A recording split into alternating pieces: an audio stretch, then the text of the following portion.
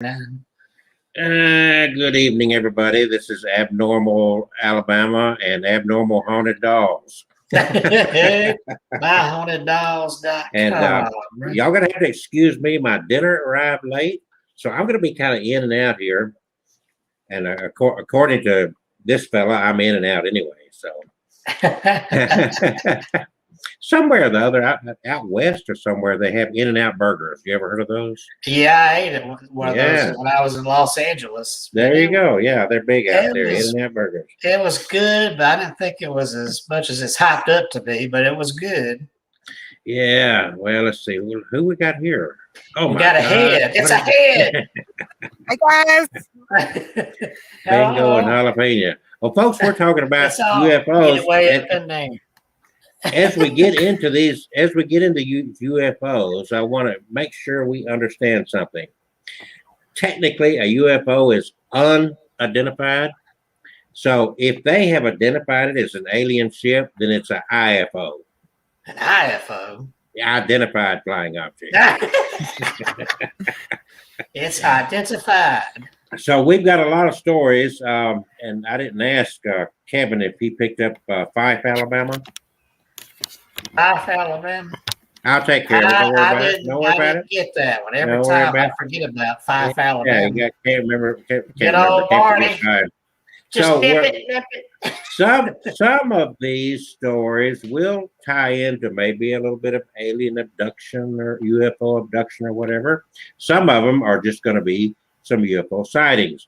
I have two videos up on that I'm going to share up on my YouTube channel of UFOs in Alabama that I captured on video. So, and then of course if you've been following me for any time, you've heard my UFO Men in Black story. So I'll probably recant that story. Okay. Airplane mode or something. that was super loud. Sorry about that. I'm going to be sharing, first of all, the Betty and Barney Hill, not Rubble, Betty and Barney Hill story. But that is kind of a lengthy story. There's a lot to it, and I have a lot of pictures to share on that.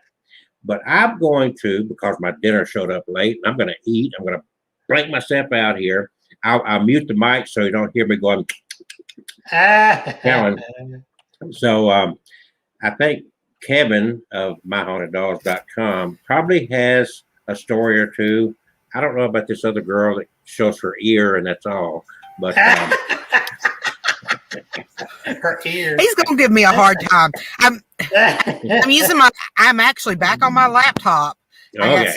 I got some new batteries, so I'm trying it out to see how it works. All right. So I'm going to turn it over to Mr. Kevin McCain. Okay. And by the way, that was a really interesting thing that our friend Lewis Powell said about Kevin. Oh, Lord. I don't know if she saw that or not, but I did. Yes, and she he saw said, it. "Yeah, you get possessed she saw it by a house full of haunted dolls." Okay. Well, he said it gets you started collecting a bunch of haunted dolls, which that kind of helped do that. Yeah, it is. But I ain't no demon in here though. Just I'm looking at one in the center. There's a. Oh, I'm sorry. That's not a demon. That's a devil.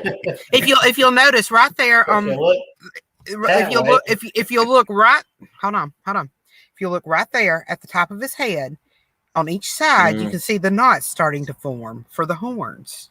There you go, Kevin. Me or Kelsey? I don't see Kevin. You. I see no knots. Let me tell you what. Just a little bit. Come to the front, right there.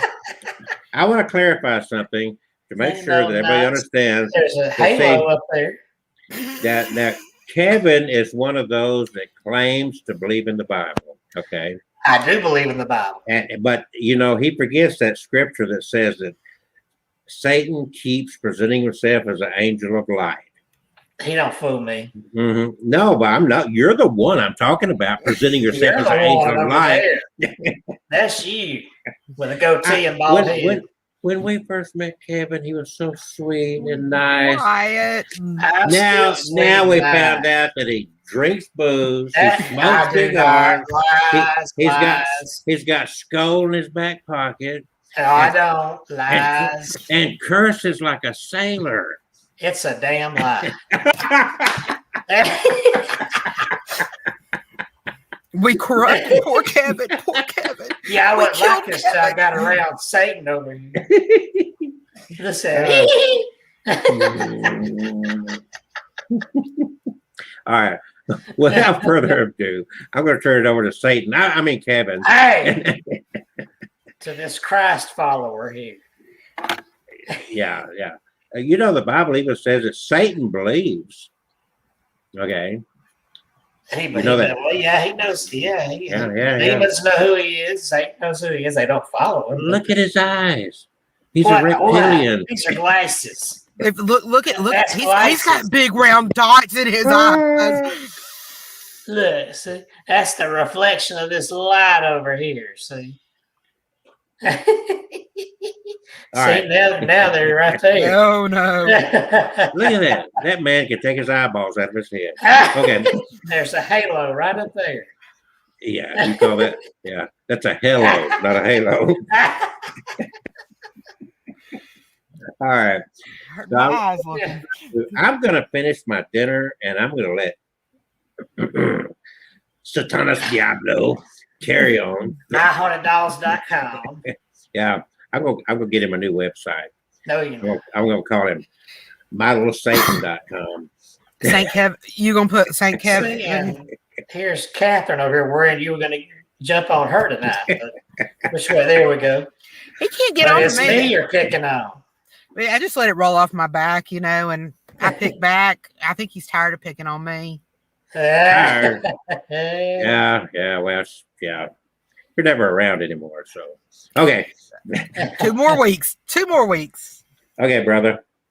Okay. I'll be here. I'm listening. Okay. Pay close attention. What If you I listen- catch you misleading the sheep again. So how's it going, Nah. Kevin? It's going fine. I Look, guess. I'm lit up tonight. See? Yeah, I see that. I see the lights there, right there. I don't have a light on that thing. I have them on the side, but not on that little doohickey. I tried to get pink, but I couldn't find pink that were affordable.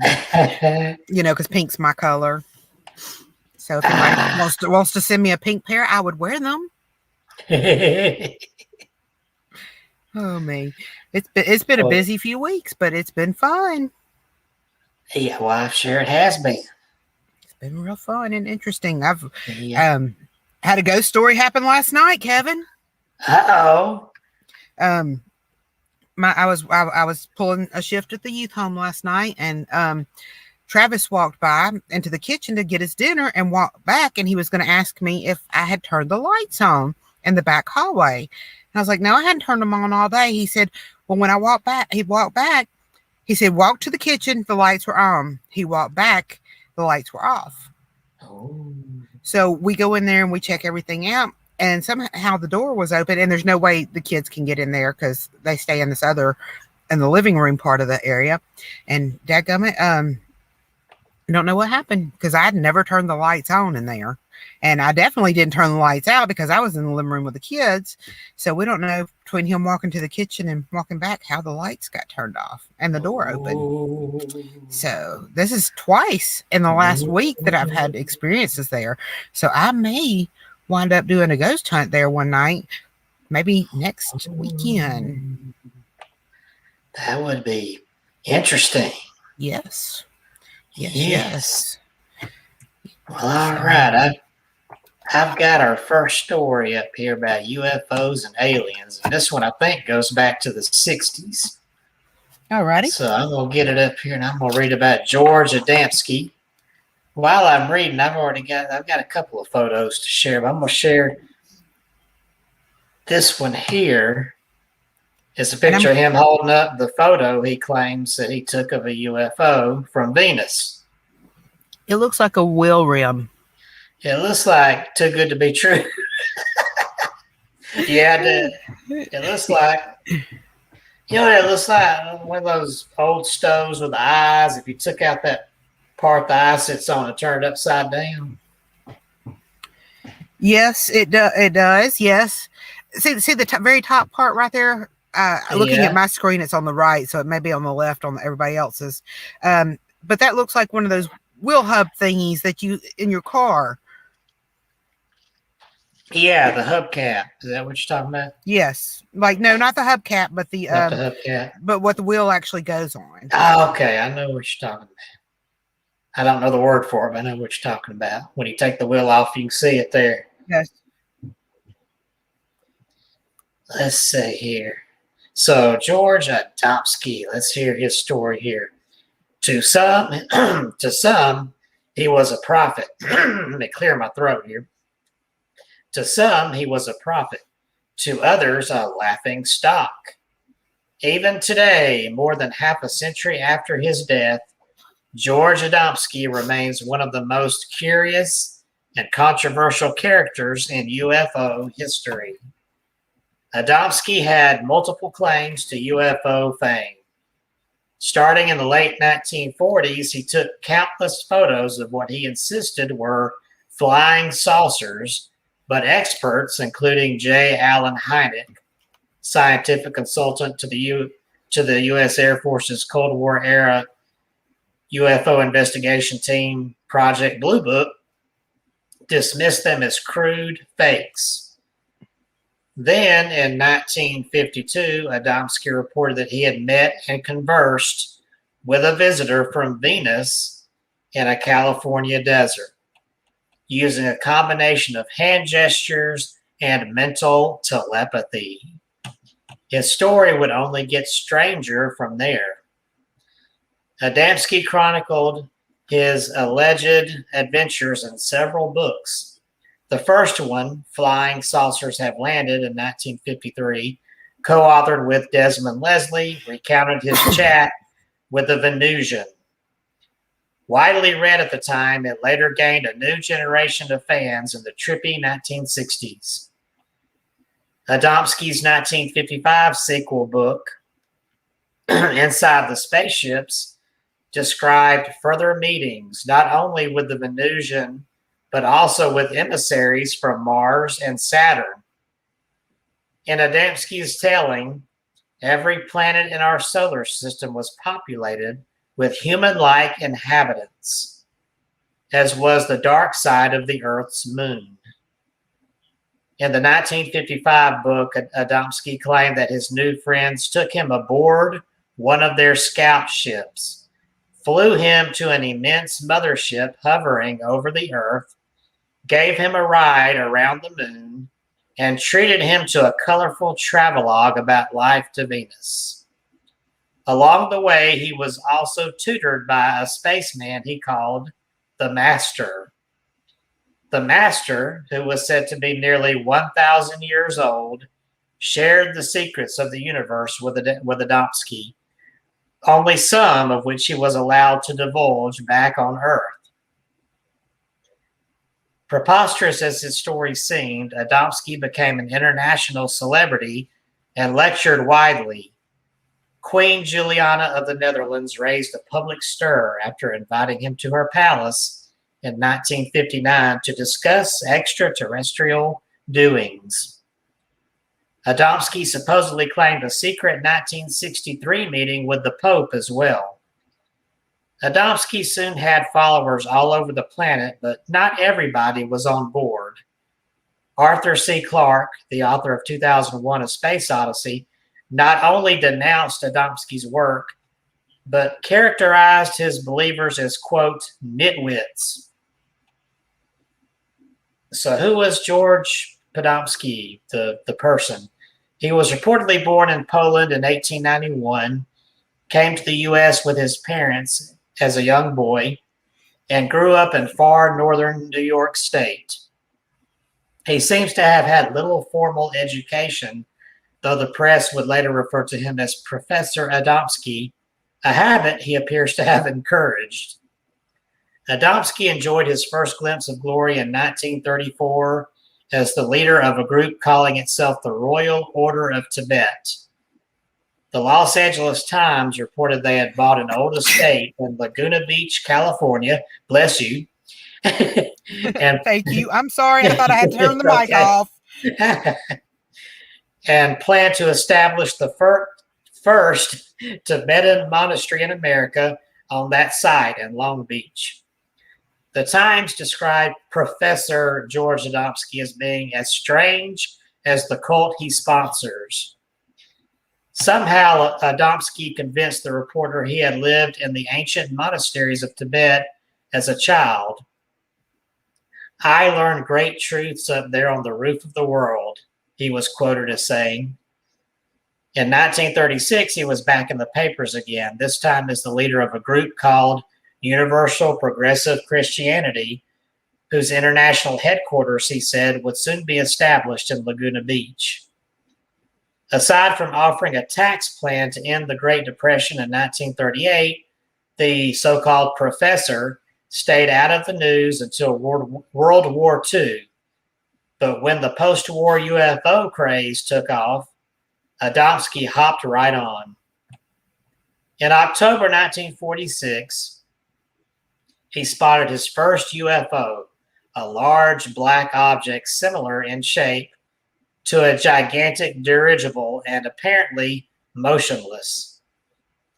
His next sighting came in August 1947.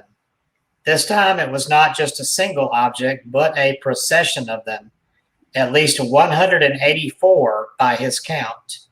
Hey, Kevin, do you know what a dirigible is? Dirigible, is that the tire thing you were talking about? It's a blimp. A blimp, okay. Yes. Okay. Yes. All right. Then in late 1949, at what he said was the urging of the U.S. military, he attached a camera to his 6-inch telescope and began scanning the skies at every opportunity. I got a picture of that here, him and his telescope. There we go. All righty. Soon he had what he considered 2 good UFO pictures, which you see right there. Yeah, now I can see that it looks like a fancy lampshade. Yeah. I mean, like you would hang on your wall, and then it's got like a very interesting. Especially back in the 50s, they had those metal lampshades like that. So that could be. Yeah, all right. Since then, winter and summer, day and night, through heat and cold, wind, rains, and fog, I have spent every moment possible outdoors watching the skies, Adamski wrote. By the end of 1952, the skies over his California home had become a sort of UFO shooting gallery. Adamski estimated he took over another 500 flying saucer photos, from which he got a dozen good ones. He claimed to have provided prints to the Air Force, but he kept the negatives. By now, newspapers and magazines were publishing Adamski's photos, and he was giving lectures as an authority on UFOs. Because he happened to live near Mount Palomar, home of the famous observatory, he was often misidentified as a professional astronomer. But as the genuine astronomer Carl Sagan later noted, the truth was little more than mundane. Adamski operated a tiny restaurant in the vicinity and had set up a small telescope out back. And now we get to the close encounter with the Venusian. It was in November 1952, in a remote patch of California desert, that Adamski came face to face with his supposed visitor from Venus. The beauty of his form surpassed anything I've ever seen, Adamski wrote, and the pleasantness of his face freed me of all thought of my personal self. I felt like a little child in the presence of one with great wisdom and much love. The Venusian's flesh was as soft as a baby's, Adamski reported after they touched palms, while his hair was sandy in color and hung in beautiful waves to his shoulders, glistening more beautifully than any woman's I have ever seen. When the two finally got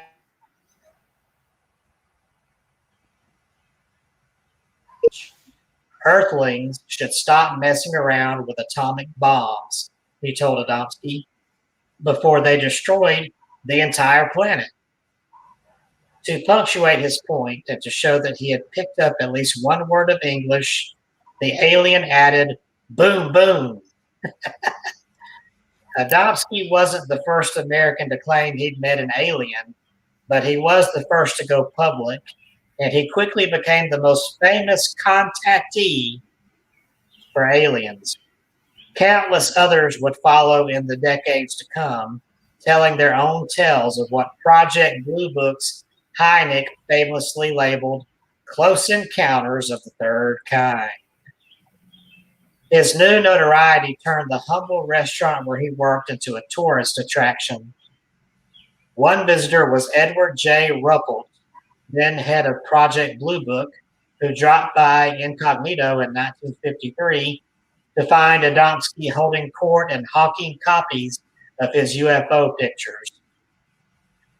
To look at the man and to listen to his story, you had an immediate urge to believe him, Ruppert wrote in the 1956 book, The Report on UFOs, adding that he had the most, quote, honest pair of eyes I've ever seen.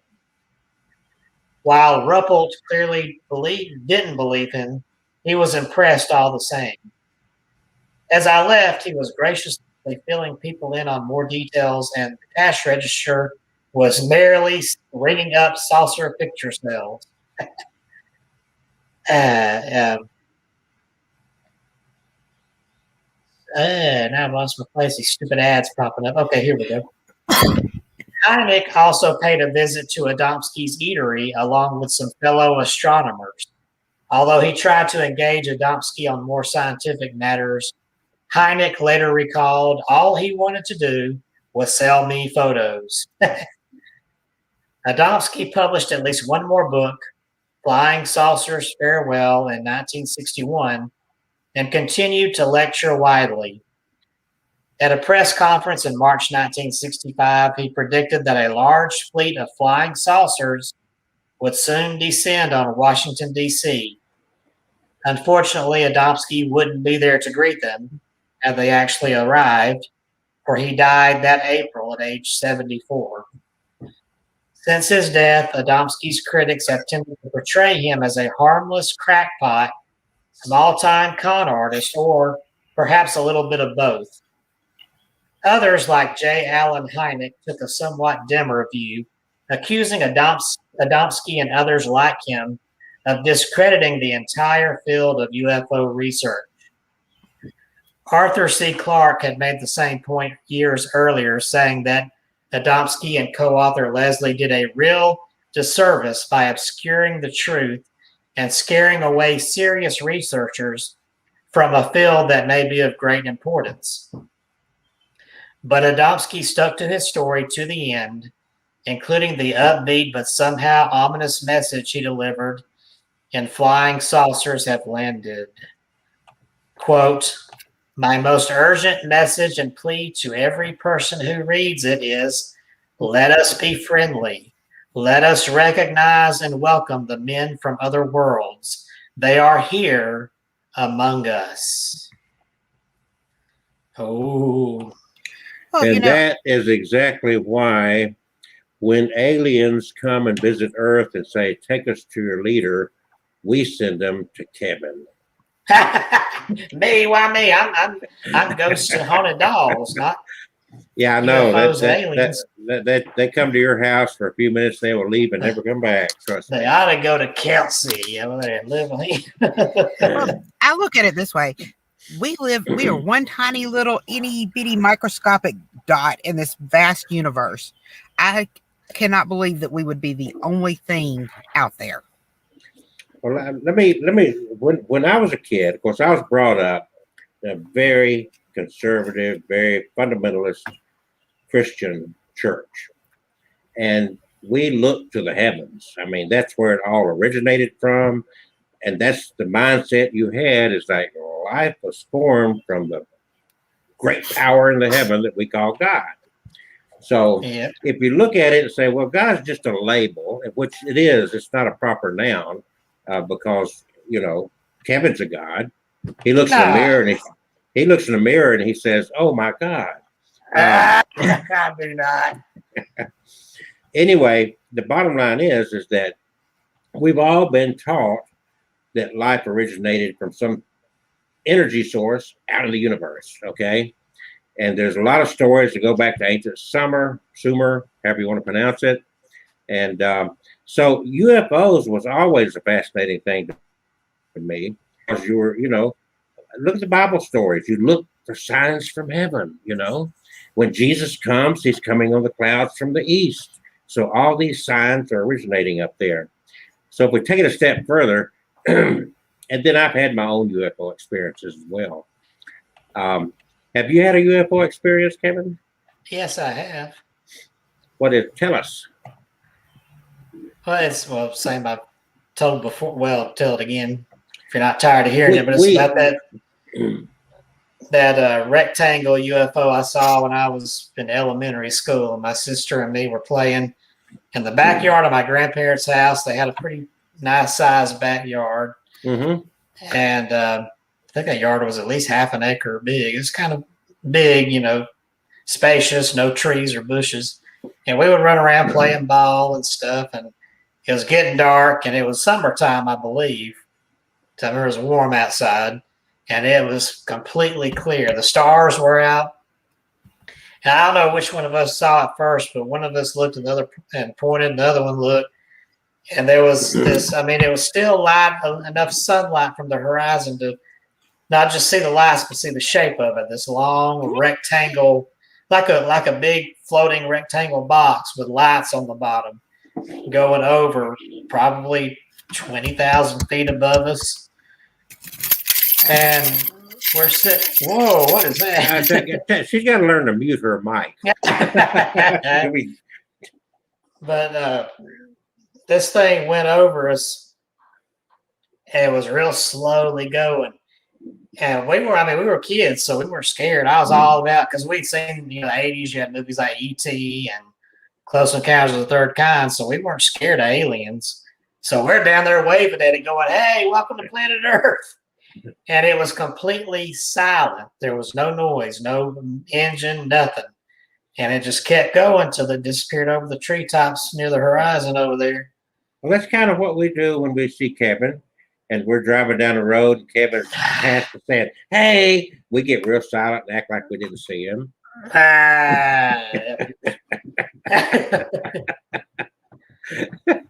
right. Okay. You're Is my mic muted? There you go.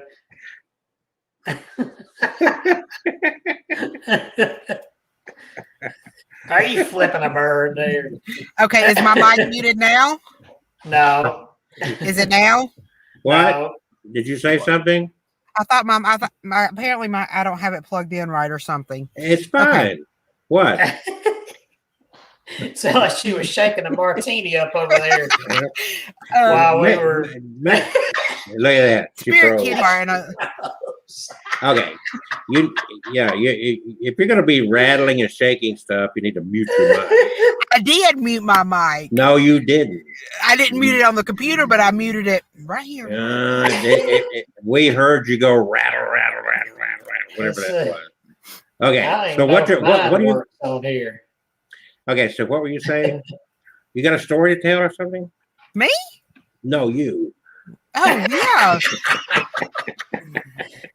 Now, I don't know if it's a UFO or not, but I remember as a kid, we got home real late at night, and we were walking in the door, and all of a sudden, this big, huge, gigantic fireball fell down. It looked like a streak of fire going through the that's called a. We traditionally call that a shooting star. No, this was like huge, like not like a shooting star. It was different. Okay. Could be. Who knows? And that's why we call it unidentified, because we don't know. Right? That's right. I didn't know what it was. Now, in this age, and we're going to get into some more stories here, but I'm going to share. Let me see where I've got this so I don't lose it.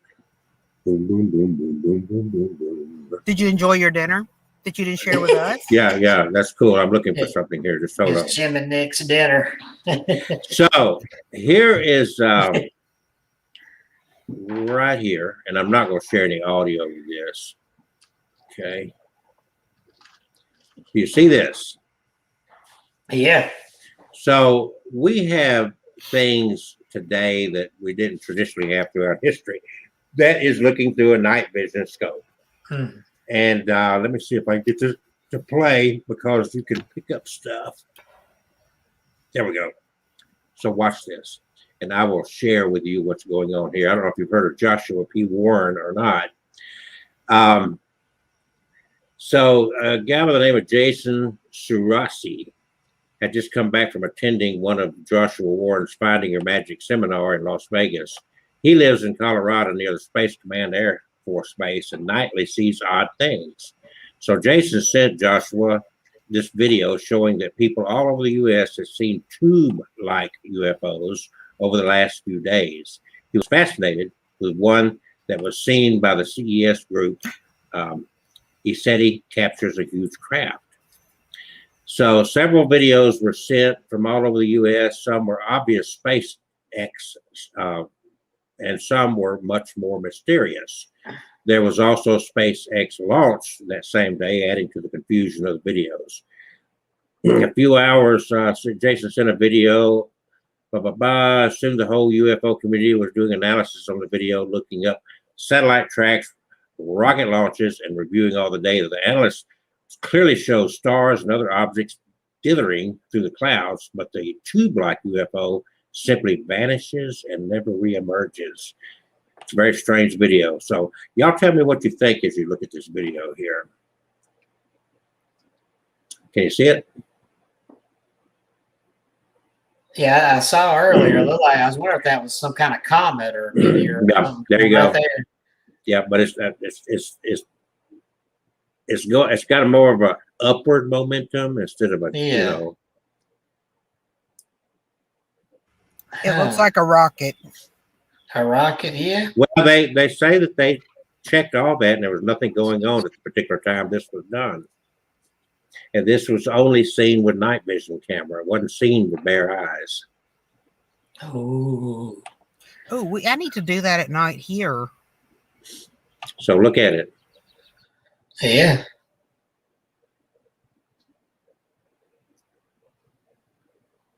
Now, there's another show we could do sometimes. Have you heard, Kevin, about rods?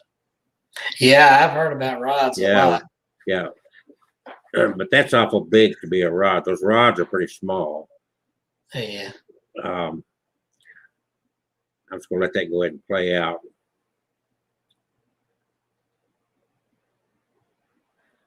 And if that were a rocket, then it would be bigger toward the top of it and smaller at the end. This was just opposite of that. Just straight. Well, but the flame or whatever from the street is wider at the bottom than at the top. If you watch a rocket, it's wide where it's coming out of the engines and it narrows down to a point toward the bottom. See, it just vanished. Yeah. It just vanished. See? Yeah. Totally. It's not like those are real thick clouds because you can still see the stars. Uh-huh. Yeah, the vanishing part makes it a bit stranger. Yeah. If it was a meteor, it wouldn't just vanish. It'd keep going. A meteor or a rocket, either one. Yeah. Yeah, rocket too. It's weird. It's the unknown. Look at that thing. Now watch it. Very carefully. It's going to the mothership. Oh. It's real thin.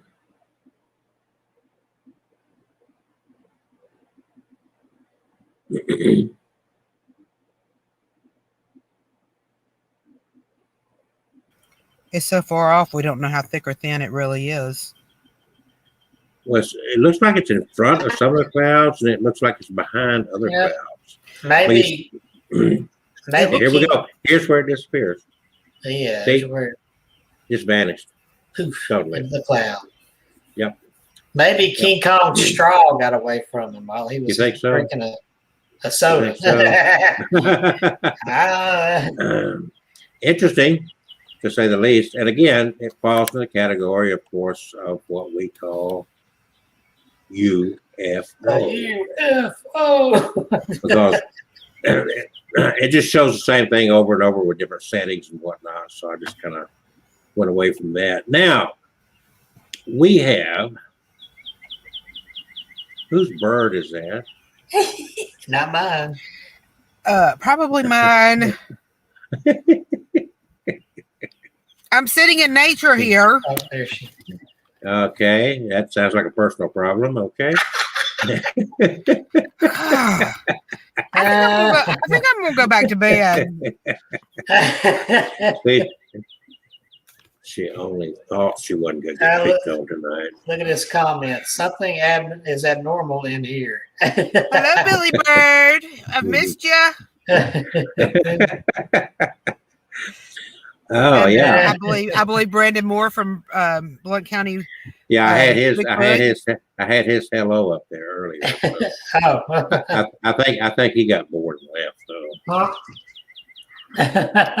I hear a UF or US or U something. So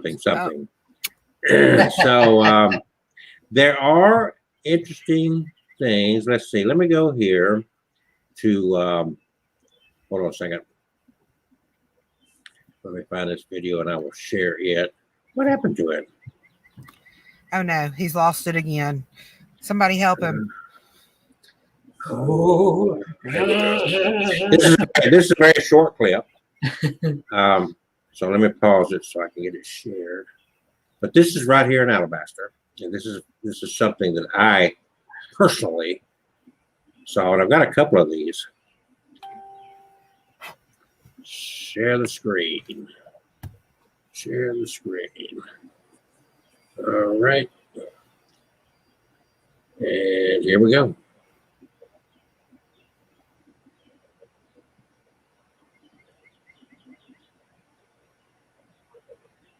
Do you see that? Yeah, I see it. That big flashing. What is that?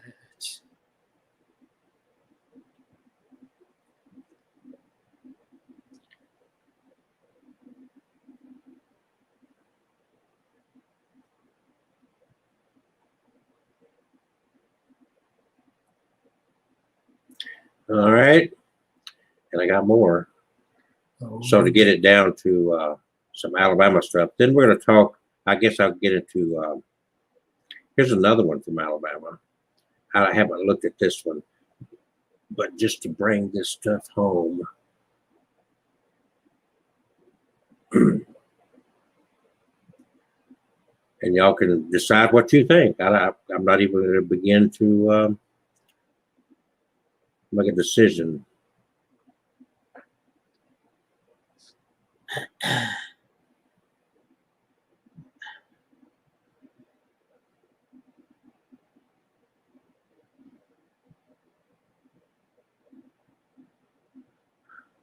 I don't see anything yet. I saw trees and.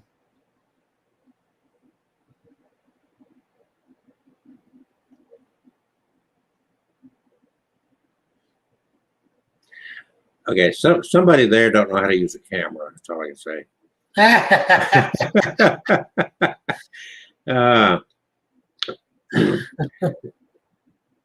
And let's see.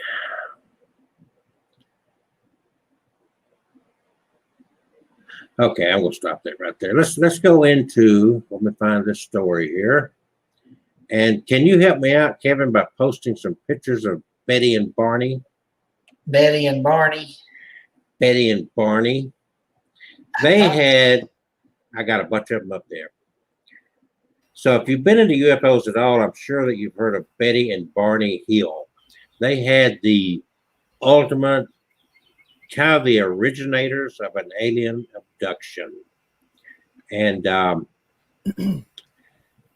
I'm just going to read this from history.com. Is it chasing us? That thought coursed through Betty and Barney Hill's minds as they drove down the empty, winding country road in New Hampshire's White Mountains. It was a September night in 1961. They hadn't seen a car for miles, and a strange light in the sky seemed to follow them.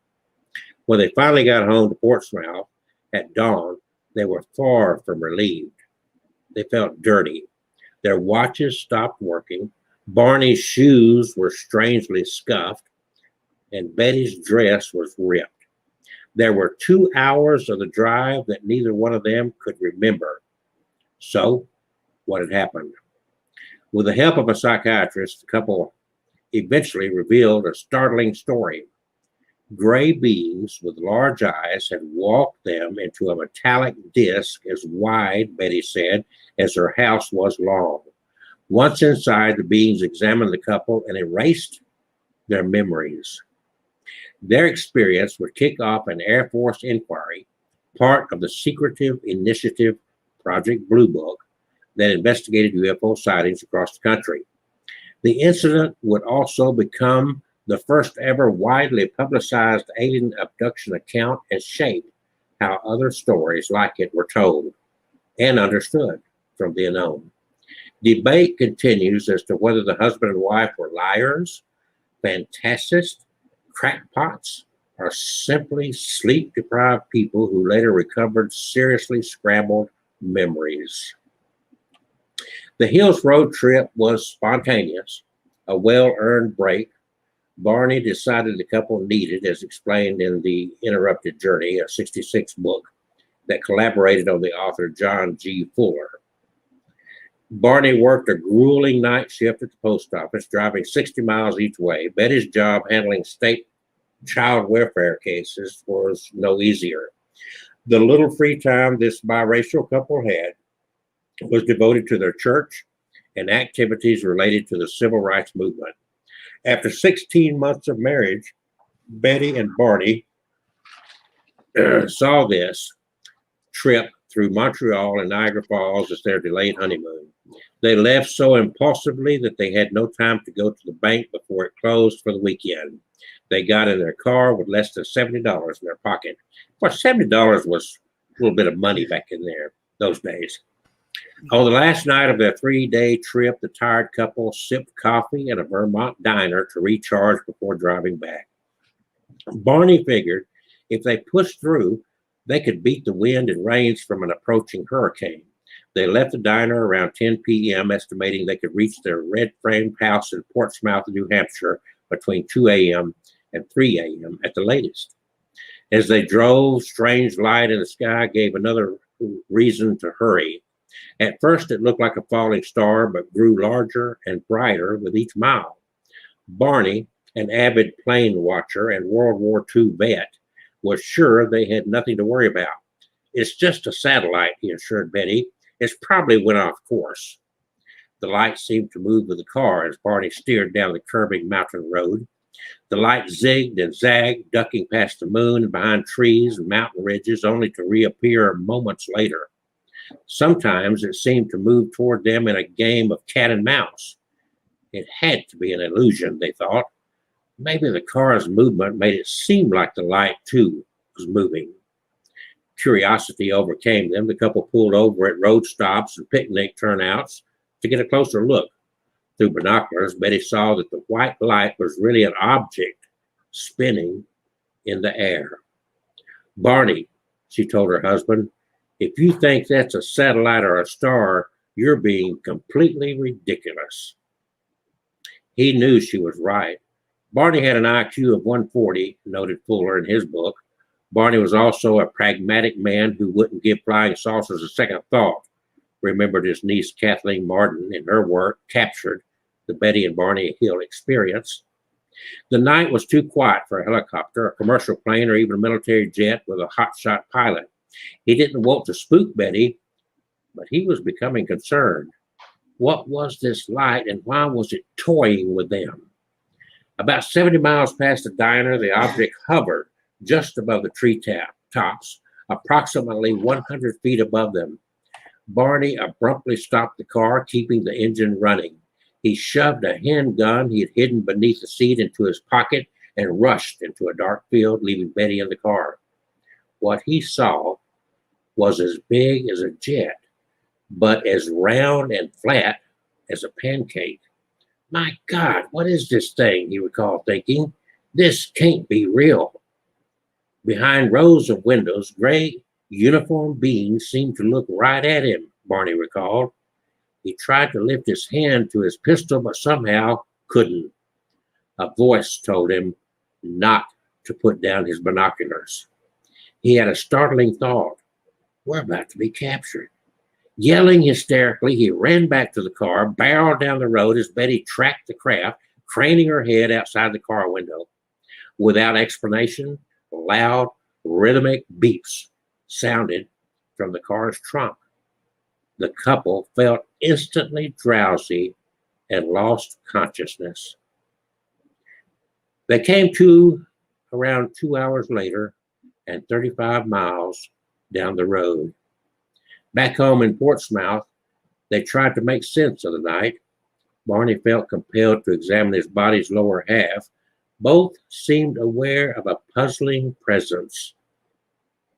In the weeks and months after, Betty, an avid reader, checked out books from the library, discovering the civilian UFO group, National Investigations Committee on Aerial Phenomena. That's Kevin's word, phenomena. She also reported the sighting to the Air Force, worried about radiation. In coming years, with Betty suffering from disturbing dreams and Barney developing an ulcer and anxiety, the couple decided to seek mental help. The two met with Benjamin Simon, a psychiatrist and neurologist who specialized in hypnosis, a mainstream technique at the time. Through months of weekly sessions, Simon helped the couple piece together what they think had happened. A vessel had landed on the Hills car, putting them to sleep. Afterward, gray beings walked them up a long ramp into the spacecraft. Once inside, the Hills were separated, taking turns in an examination room that had curved walls, a large light hanging from the ceiling. Each was asked to climb up on a metal table.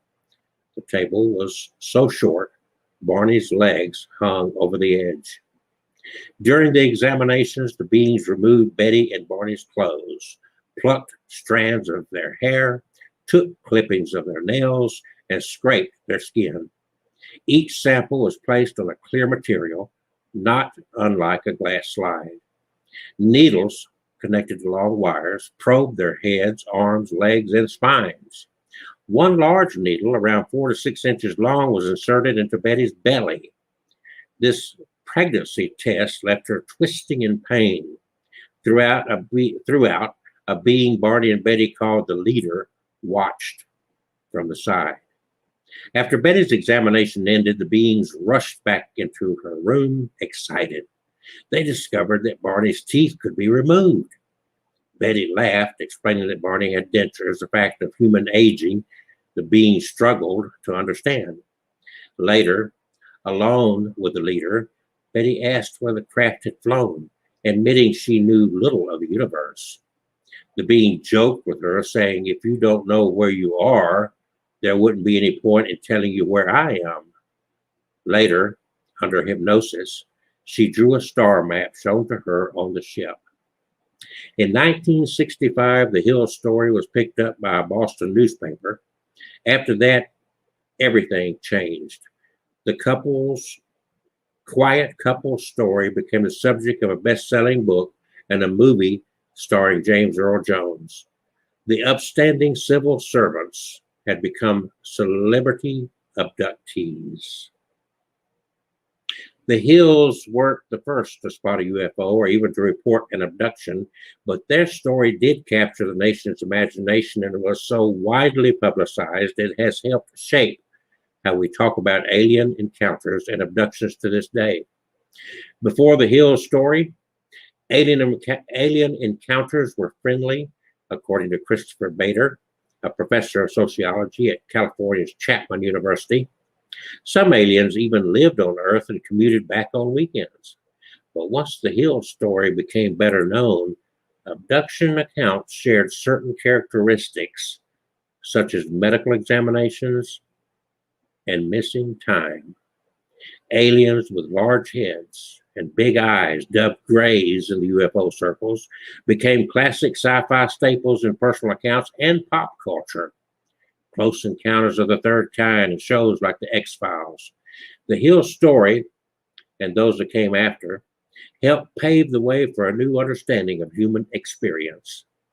Richard McNally, a Harvard psychologist, puts it this way: the alien abduction phenomenon, in my opinion, shows how sincere, non-psychotic individuals can develop beliefs about and false memories of incredible experiences that never happened.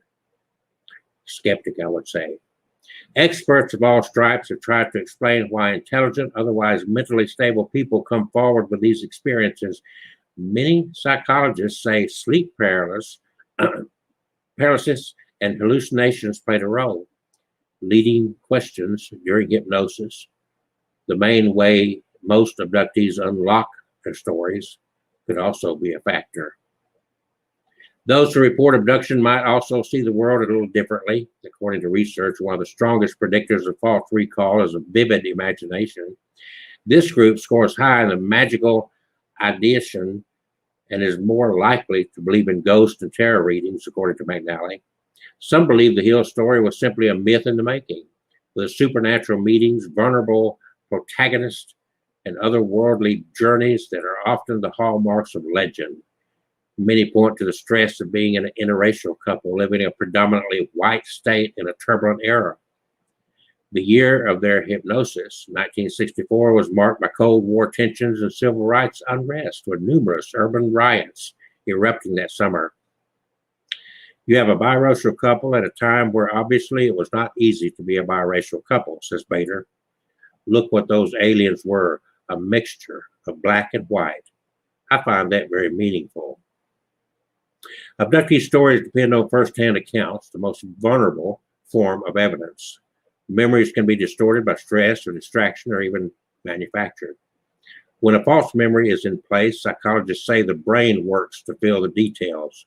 Psychologist Michael Shermer points to patternicity, the tendency to see patterns even when none exist, helping us to see faces in clouds and assume that one event caused another. Past experiences also shape human perception. Barney, a World War II vet, thought the head of Gray looked like Hitler and seemed menacing. Betty, meanwhile, who had been excited to see the aliens, bantered with the affable Gray, who performed her medical examination. That alien even agreed to give her a book to bring to Earth with her, she said, though other crew members would later overrule that decision. In this way, alien abduction and encounter stories have helped psychologists understand the human brain, its defects, and the weaknesses inherent in memory and first-hand accounts. According to Christopher French, a psychologist specializing in human experiences related to the paranormal, what we see and hear, especially under less than ideal observational conditions, can be heavily influenced by our prior beliefs and expectations. And so the story goes, it's up to you to decide whether you believe Barney and Betty Hill or anyone else that makes these claims. So there you go. That's the most famous story of the 20th century, that couple right there, Betty and Barney Hill, showing their story in the newspaper. Did they fabricate it? Was it real? Were they just tired, stressed out? You be the judge. There are a lot of books on it. There's a lot of information on it, a lot deeper and more that I have shared here. And now that I have run my motor mouth for 30 minutes, I can eagerly turn this back over to the one and only Kevin Kane. Hey. Oh, I got a good story to follow up that one. So Billy Bird sent us a UFO. He said, well, what? Do you see the little UFO he sent us? Oh, that little, oh, there you go. You got the, Yeah. He think he saw a big. Well, a lot of people think about Bigfoot, Billy Bird. A lot of people think that Bigfoot was placed here by aliens of some sort, and that Bigfoot's actually an interdimensional figure. So he says they were not from the Flintstones. How do you know it wasn't really Betty and Barney Rubble? You're making that, they just might have Assumption. changed their last name to protect the innocent. Well, I mean, they don't know about the pyramids. They're saying some people say that aliens built the pyramids. Yeah, I'm not really. Yeah, let me put it this way: there is something out there. We call it UFO because it's unidentified flying object. Now, these people like Betty and Barney Hill, and Kevin has shared, and is going to share some more abduction stories, right, Kevin? Yeah, this next one's another famous abduction story. So I'm not taking away from anybody's story. I can neither prove or disprove these cases, which nobody can do. It's eyewitness account, and we're taking people's word that this did happen. Now, I know that throughout history, if you put yourself out on a limb and said, I was abducted by aliens, and you make a big to-do about it, you're gonna have a hard time getting a serious position in life. Maybe not so much today, but at one time that was true. So anyway, without further ado, ladies and gentlemen, here is the one and only Kevin Kane of MyHauntedDolls.com. Well, thank you. Oh, me, I wanted to get a picture up here. This book cover now, it's going nuts on this thing. Let's see here. Here we are. You see my baby? You see my baby doll in the background? I think I do. Let's see. Yeah, I see it. Yeah, I may see her actually breathe. Oh, I saw. Is that the stomach rising and falling there? Yep, probably. All right, I'm going to throw up because there is both a book and a movie based on this story I'm about to tell. The Fire in the Sky. And this is about Travis Walton, another really famous UFO story. In fact, Travis does a lot of convention appearances, so you may even get to meet him in person. Okay, I want you to watch this carefully. I'm about to make Kevin look a lot better. 3, 2. Oh, Lord. Wow, what an improvement. All right, so Fire in the Sky. There was a movie that was based on the book written by Travis Walton. And he's got the first couple of pages of his book that he wrote, his autobiography about this account, that you can read out here, so it should be okay to read it here. The rest of it, you have to buy the book. But I'm going to read the first few pages, and then I got a summary of the rest of the story. All right, this is a chapter called An Ordinary Day. It was the morning of Wednesday, November 5th, 1975. To us, the 7 men working in Apache Sitgreaves National Forest, it was an ordinary workday. There was nothing in that sunny fall morning to foreshadow the tremendous fear, shock, and confusion we would be feeling as darkness fell. We were working on the Turkey Springs tree thinning contract. Basically, thinning involves spacing and improving the thick stands of smaller trees to allow their faster growth. That day, November 5th, we were cutting a fuel reduction strip up the crest of a ridge running south through the contract. Fuel reduction is the process of cutting the thinning slash into lengths and piling it up to be burned in the wet season. The boss, Mike Rogers, was 28, the oldest of the 7 men. He had been bidding these thinning contracts from the Forest Service for 9 years. That had been long enough to learn the hard way, all the tricky pitfalls of the business. He was getting to where he could fairly consistently gauge the price per acre that would underbid the other contractors and still allow a profit margin. Turkey Springs was the best contract profit-wise Mike had ever been awarded. In fact, it paid the highest acre price he had ever received. When we were piling, some of the men run saws while the others pile. I was running a saw.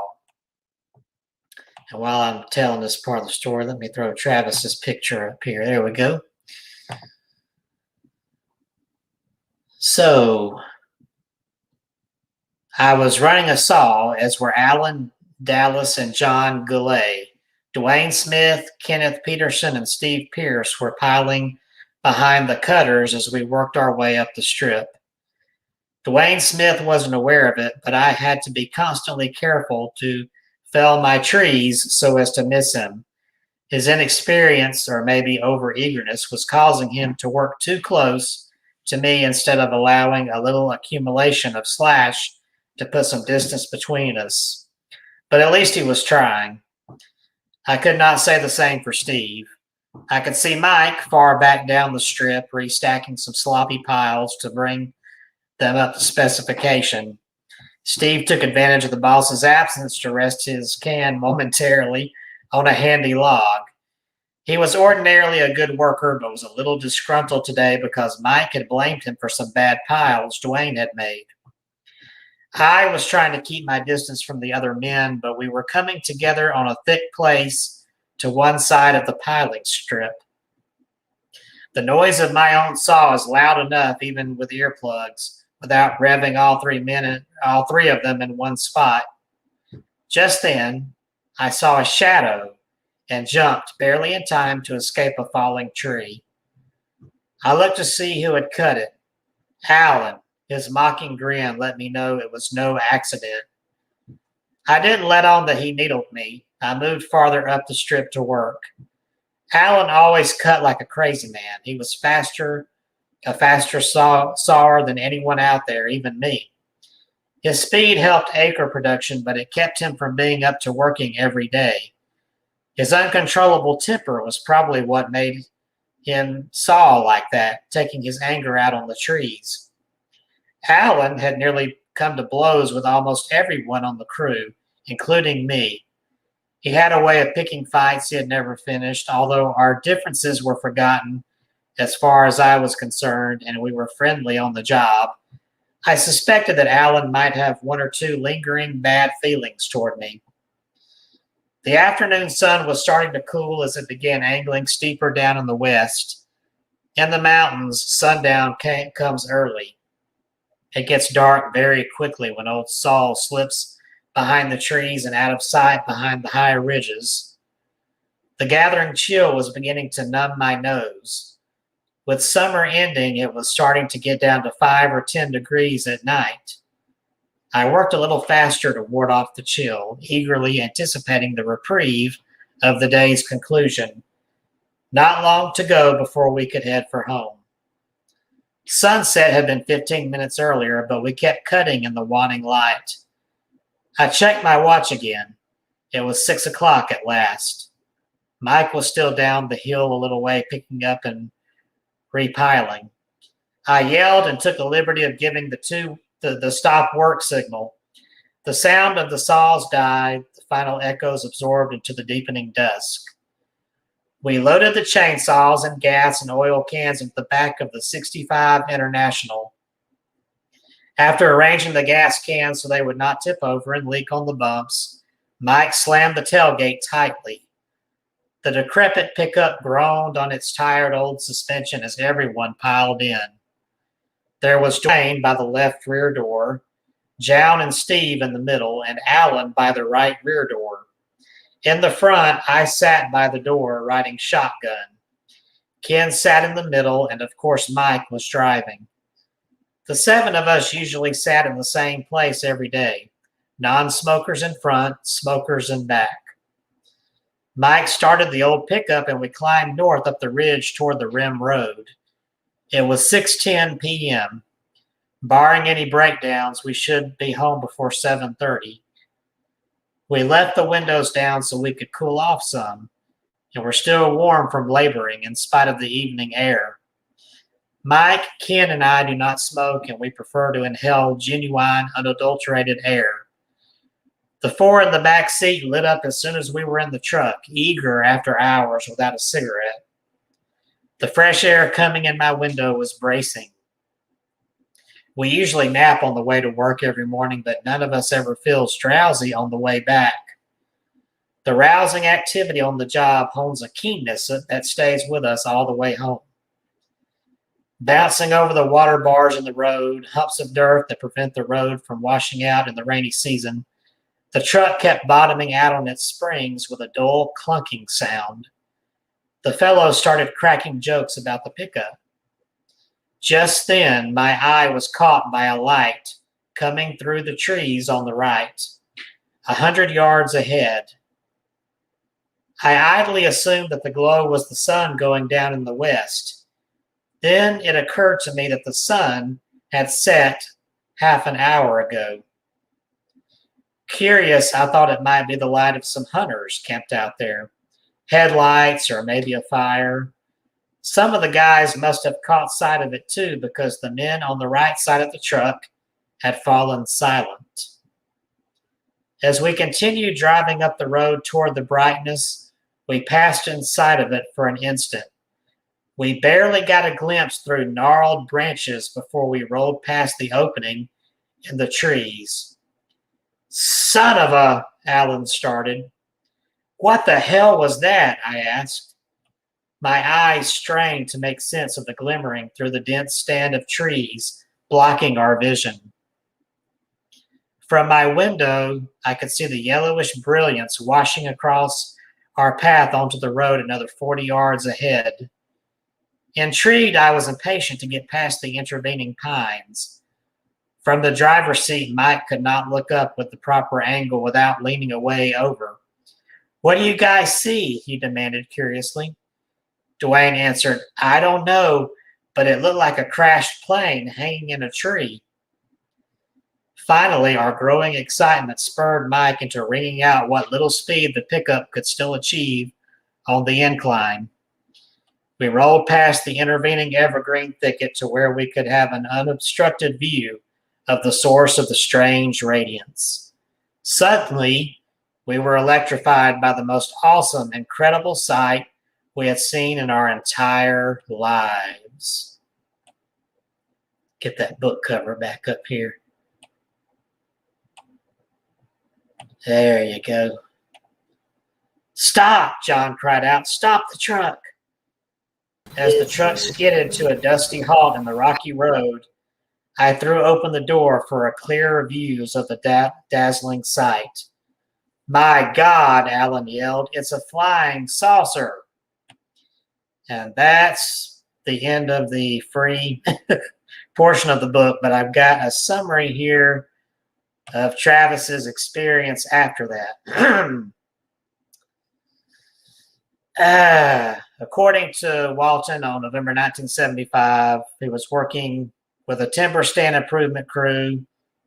While riding in a truck with 6 of his coworkers, they encountered a saucer-shaped object hovering over the ground, approximately 110 feet away, making a high-pitched buzzing sound. Walton claims that after he left the truck and approached the object, a beam of light suddenly appeared from the craft and knocked him unconscious. The other 6 men were frightened and supposedly drove away. Walton claimed that he awoke in a hospital-like room, being observed by 3 short, bald creatures. He claimed that he fought with them until a human, wearing a helmet, led Walton to another room, where he blacked out as 3 other humans put a clear plastic mask over his face. Walton has claimed he remembers nothing else until he found himself walking along a highway 5 days later, with the flying saucer departing above him.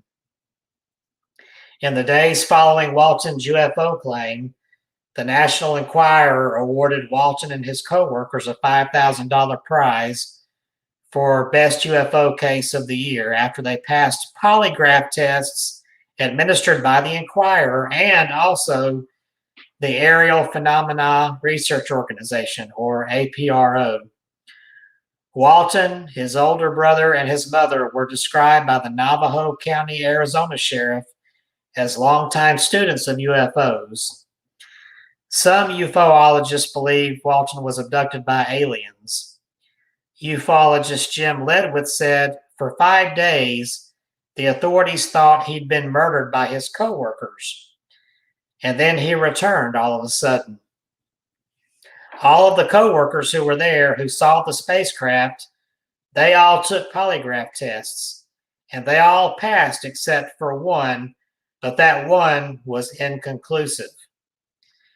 Skeptics consider the case to be a hoax, describing it as a sensationalizing on the part of the media and a put-up job to make money. UFO researcher Philip Klass considered Walton's story to be a hoax perpetrated for financial gain and discovered many discrepancies in the accounts of Walton and his co-workers. After investigating the case, Klass reported that the polygraph tests were poorly administered, that Walton used polygraph countermeasures such as holding his breath, and that Klass uncovered an earlier failed test administered by an examiner who concluded the case involved gross deception. Science and skepticism writer Michael Shermer criticized Walton's claim, saying, "I think the polygraph is not a reliable determiner of truth. I think Travis Walton was not abducted by aliens. In both cases, the power of deception and self-deception is all we need to understand what really happened in 1975 and after." Cognitive psychologist Susan Clancy argues that alien abduction reports began only after stories of extraterrestrials appeared in films and on TV, and that Walton was likely influenced by the NBC television movie The UFO Incident, which aired 2 weeks before his own claimed abduction and dramatized the alien abduction claims of Barney and Betty Hill. That's the story we talked about before. Clancy noted the rise in alien abduction claims following the movie and cites Klass's conclusions that after viewing this movie, any person with a little imagination could now become an instant celebrity, concluding that one of those instant celebrities was Travis Walton. And there's what he looks like today. I've actually met Travis back in 2011, I believe, in Kentucky at a convention, paranormal and horror convention up there called Scarefest. I was going down the aisle where I saw him at his table, and I slowed down. And I looked at him, and he was just kind of sitting there staring ahead, unblinking. And then he turned and looked at me, and we locked eyes. And all of a sudden, I just got these shudders up and down my spine. I don't know what the hell that was about, but he gives off this weird, unearthly vibe. And just being around him, I don't know if he's making it up. It's possible it did happen. Now, was it aliens?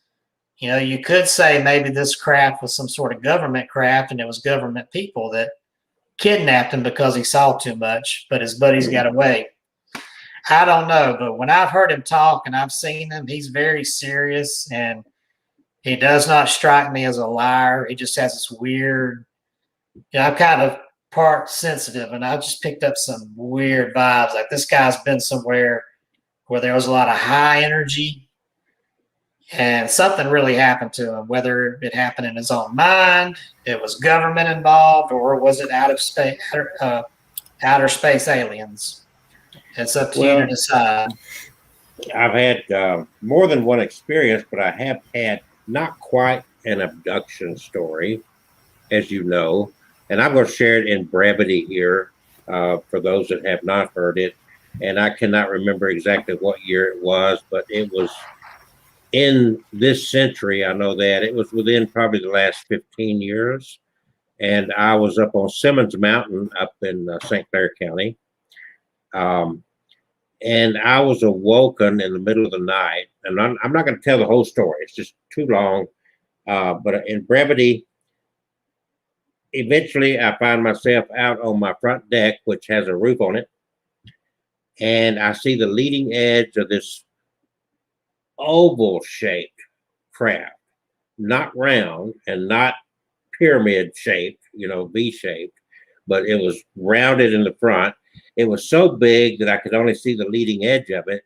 and there were two black helicopters that, in comparison in size, looked like little toys flying around it. And it was very quiet. It was just drifting over my house, real slow. But that's not the whole story. On top of, I only got a very brief look at that because in my front yard were these Chevrolet type automobiles and these guys in suits. And I all of a sudden found myself face down on my deck with a knee in my back. And somebody was holding my wrist, and somebody else was holding my legs. And all of a sudden I felt a prick in the back of my neck. All I know is I woke up several hours later, still feeling the prick in my neck and having lost all that time. That's all I can say about it in brevity, but that's what it boils down to. I can't prove it. The people that were close to me then could vouch for me sharing the story to them when it happened. I don't make any claims as to what it meant or anything else. I just tell the story exactly as I remember it, and it was very clear. And those that heard the story knows there's a lot more to it than that little piece of brevity there. I want to share one more video, give you a break as you wear your voice out. And this is again over here in Alabaster. And I'm not going to use the sound because it really don't make any difference. But here it is. This is one of my videos that I took April 29th of 2020.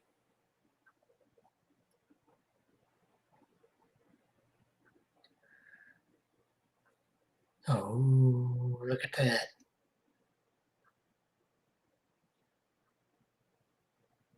That's the night sky, right? Yeah, I didn't add the sound, but you could hear crickets in the background.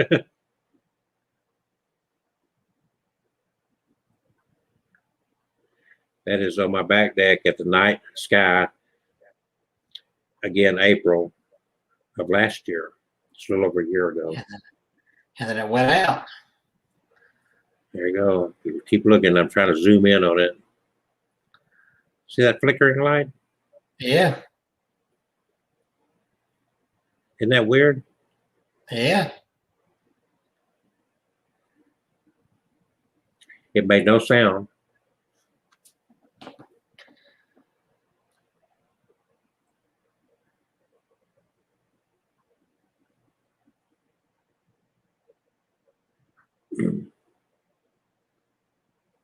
It was hard for me to track it.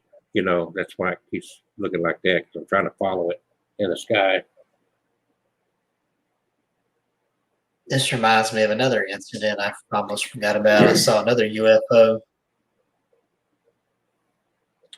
So these things do happen, and I've had more than the one incident that was the most profound incident, because the people that were, and this happened in the front yard there. I lived about a quarter of a mile off the paved road, off a dirt road, little cabin up on Simmons Mountain, and it very dark, out in the country on the mountain, no ambient light, a lot of woods, of course a clearing right around the house, and behind was a clearing of the house, and just a small place. But it was like 2 or 3 o'clock in the morning. It wasn't like it was early evening or anything like that. It was in the middle of the night, literally. I've had other UFO experiences from Birmingham all the way up to Thunder Bay, Canada. Yeah, I had that one.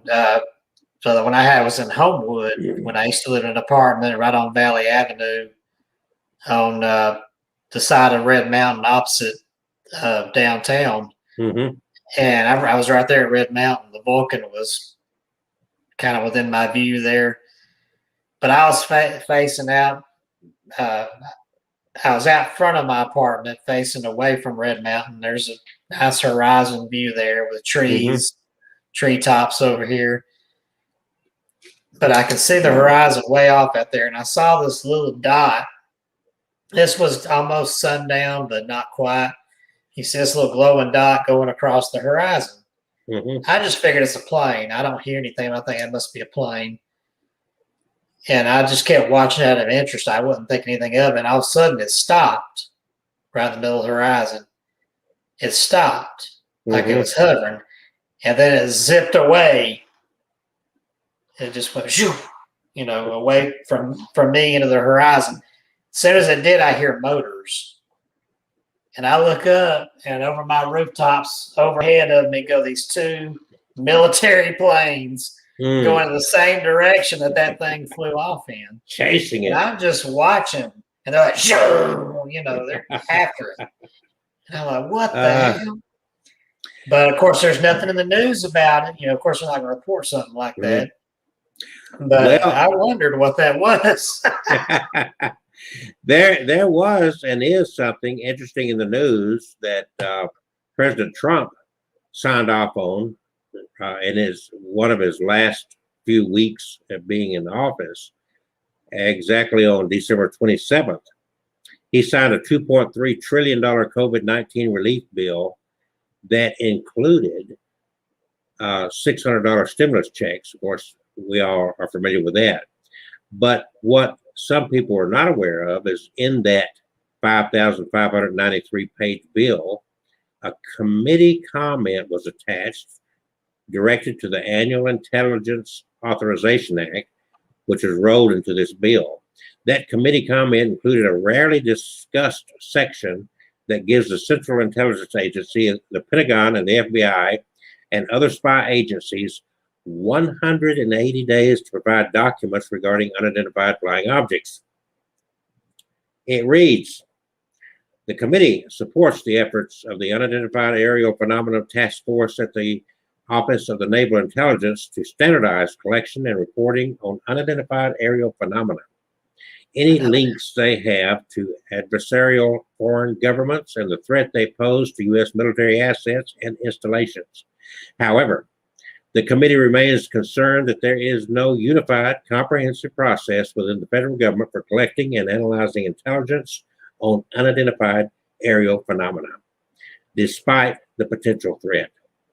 The committee understands that the relevant intelligence may be sensitive. Nevertheless, the committee finds that the information sharing and coordination across the intelligence community has been inconsistent, and this issue has lacked attention from senior leaders. Therefore, the committee directs the DNI, in consultation with the Secretary of Defense and the heads of such other agencies as the Director and Secretary jointly consider relevant, to submit a report within 100 days of the date of the enactment of this act to the Congressional Intelligence and Armed Services Committees on Unidentified Aerial Phenomena, also known as anomalous aerial vehicles, including observed airborne objects that have not been identified. The committee further directs the report to include a detailed analysis of unidentified aerial phenomena. Data and intelligence reporting collected are held by the Office of Naval Intelligence, including data and intelligence reporting held by the Unidentified Aerial Phenomena Task Force. Did you know that there was an Unidentified Aerial Phenomena Task Force? A detailed analysis of unidentified phenomena data collected by a geospatial intelligence, signals intelligence, human intelligence, and measurement and signals intelligence.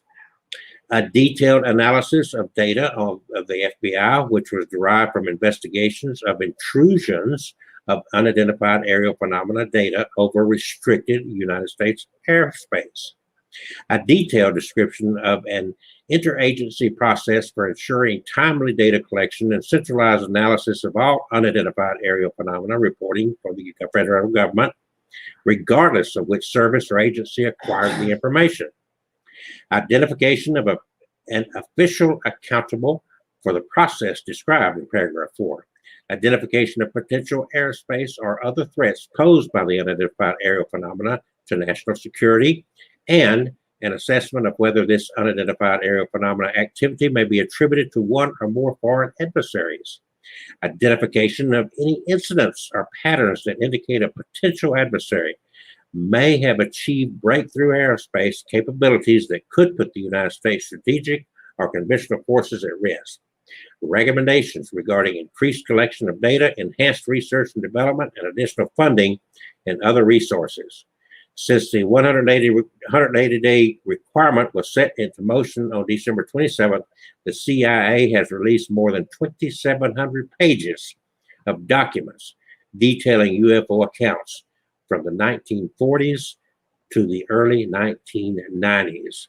And you can view that collection with a link that I'm going to share now, if you are interested. Anybody interested? Yeah, go right ahead. Go around here. Go over the head. Yeah, Go over. Let me see here. Here we go. Let me put it right here, and then we'll have it scrolling at the bottom, and I will paste it also in the comment sections. There we go, right there. I'm also going to post it on Facebook in our group, in the groupings. So you can go and read what they've released there. And let's go back over here. Let's go to Abnormal Alabama on Facebook. And I'm just going to put this, I'm not even going to put it in the comment section. I'm going to make a separate post. So if anybody wants to look at this stuff, it'll be there. It will be there. The link is provided in the newest post at Abnormal Alabama on Facebook. It goes right across down there. Bingo. Freedom of Information Act. All right. So I just wanted to share that since we're talking about UFOs. That is certainly pertinent to our discussion this evening. Now, it is now 8:26. We got about 30 minutes left in the show.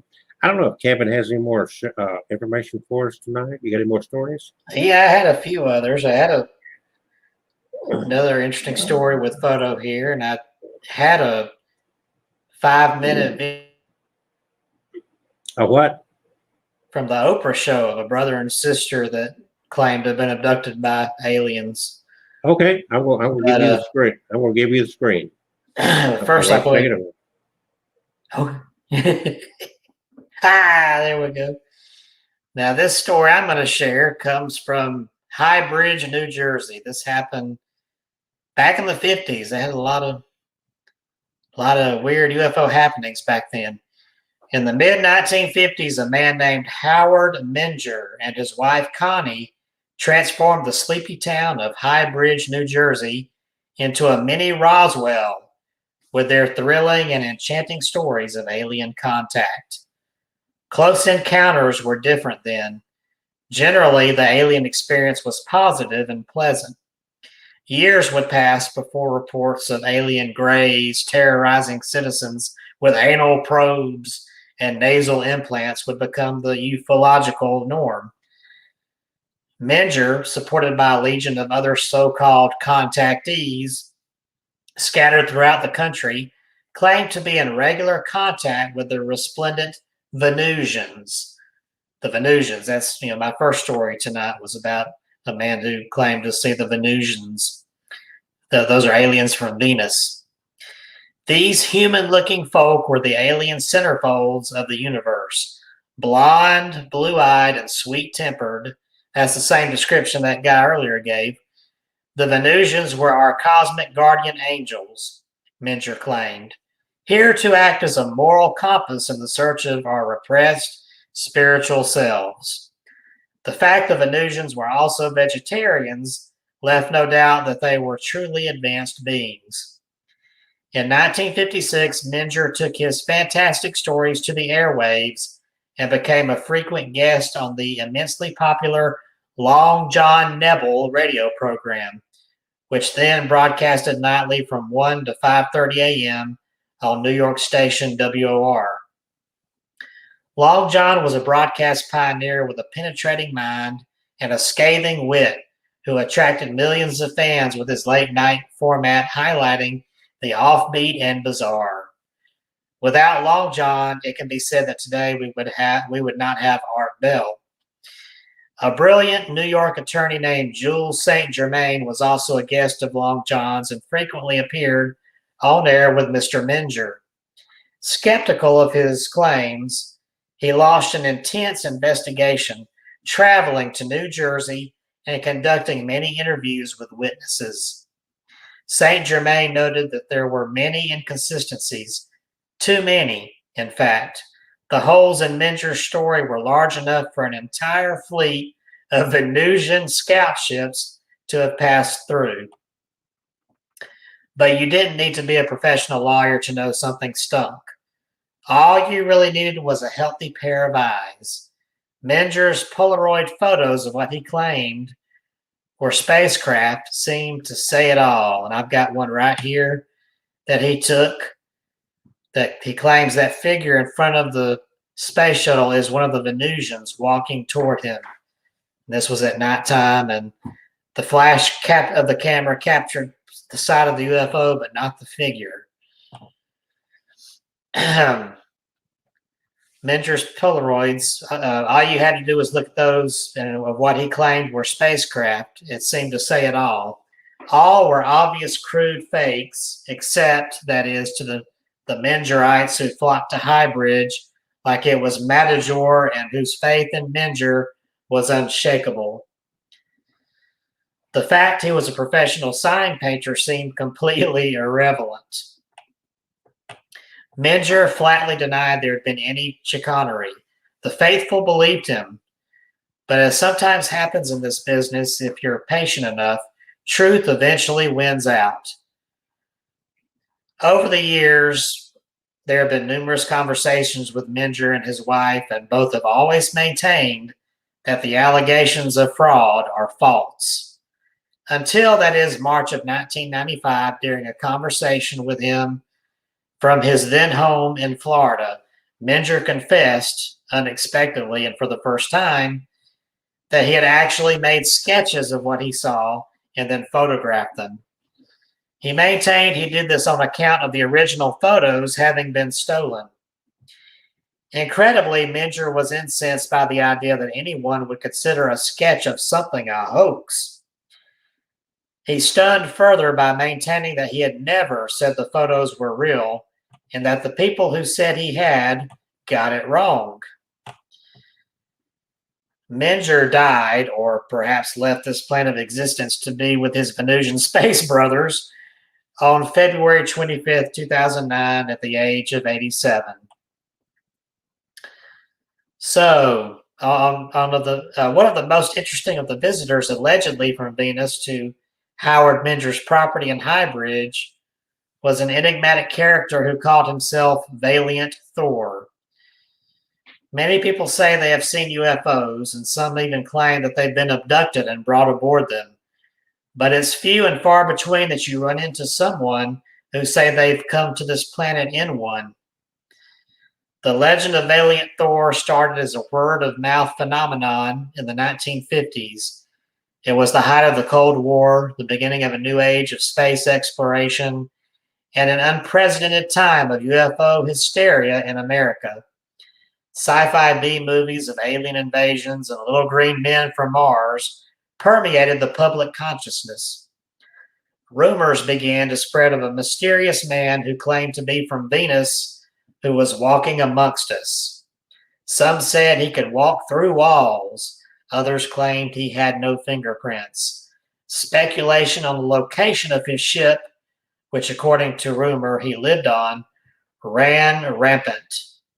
It was the beginning of a mystery which, after more than half a century, still persists to this day. In the 1950s, the public's fascination with alien visitations and UFOs was a relatively new phenomenon. Man, they use that word a lot in this article. I've run across it a lot in what I've been sharing tonight, too. This is Kevin's Phenomenal Night. Phenomenon. One of the people integral to its widespread appeal was Howard Merger, the subject of our story here, of High Bridge, New Jersey.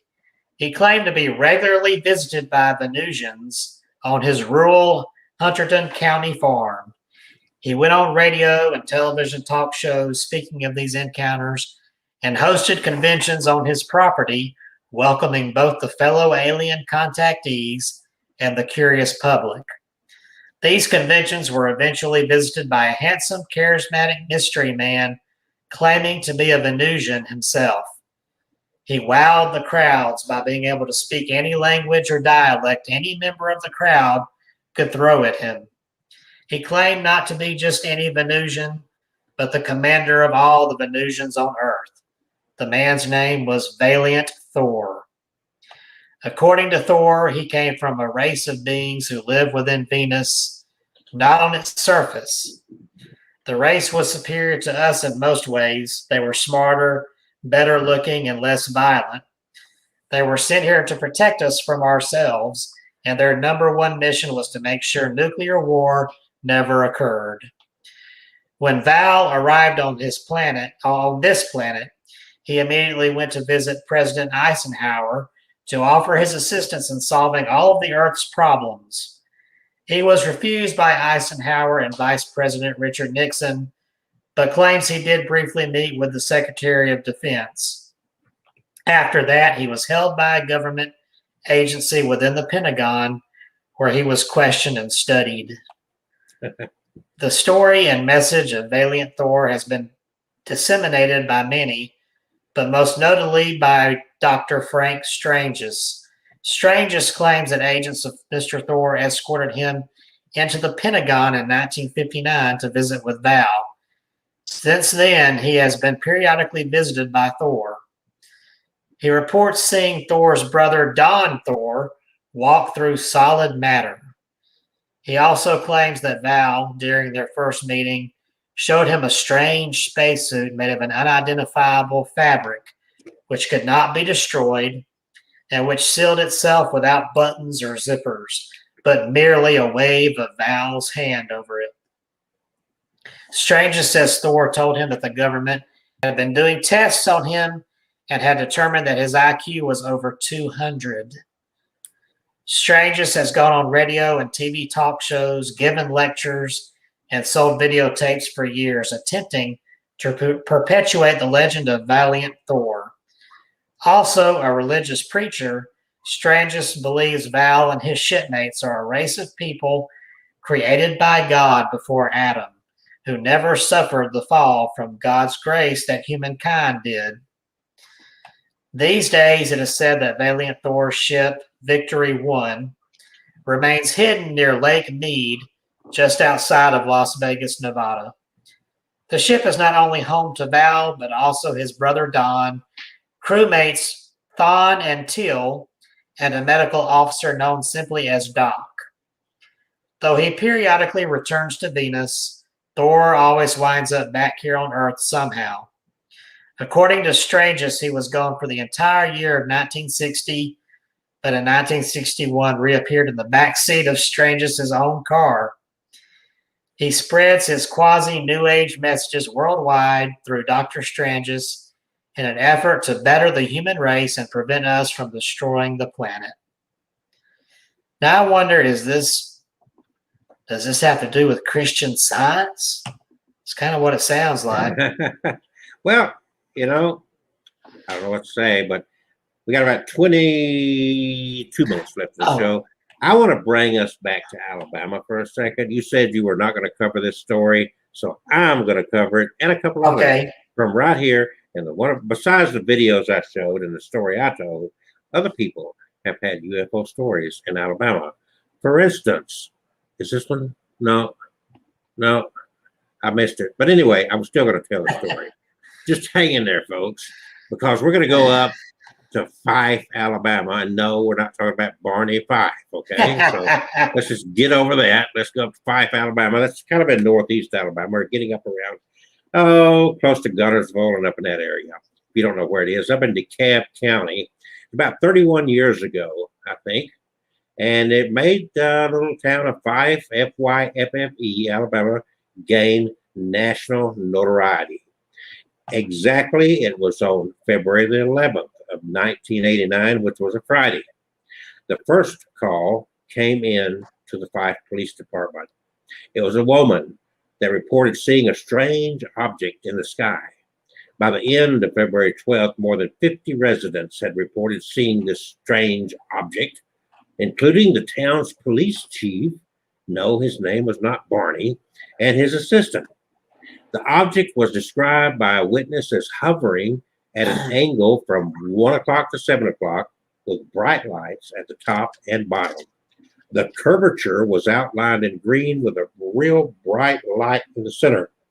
Fife Police Chief Charles Jr. Garmany and Assistant Police Chief Fred Works responded to the initial call and soon saw something in the sky. Garmany and Works were driving along DeKalb County Road 43, but stopped and stepped out of the car when they saw an object in the sky that was bigger than a jumbo jet and silent. They described it as metallic and triangular shaped. According to DeKalb and landmarks.org, Works told a reporter the object came on over, got straight overhead. It was big, wide, and appeared to be a wide triangular shape. We kept waiting to hear the sound. We kept looking at each other and saying, "Where's the sound?" We never heard anything. Garmany added, "What I saw the first time was like nothing I'd ever seen before. It was not a helicopter. It was not a plane, not a sound." A week later, Works told the Associated Press, "I'm not saying what I saw was a flying saucer, but what really got to me was the lack of sound." Other law officers who reported seeing something strange in the sky included a Crossville police officer, the Geraldine police chief, and a state trooper. Over the next few days, as many as 4,000 tourists and more than 100 news organizations converged on Fife. After a witness described the craft as banana-shaped, an entrepreneur began selling T-shirts with a banana-shaped object on the front with the words, "I survived the Fife UFO." Now, Fife isn't the only Alabama town with a history of UFO sightings, believe it or not. Even my friend Kevin has had his own sightings in Alabama, nonetheless. Yep. Sightings were especially plentiful in the 1970s, which was a decade before my friend Kevin was even brought upon the earth. And of course, to this day, Alabamians are still reporting seeing strange craft in the sky.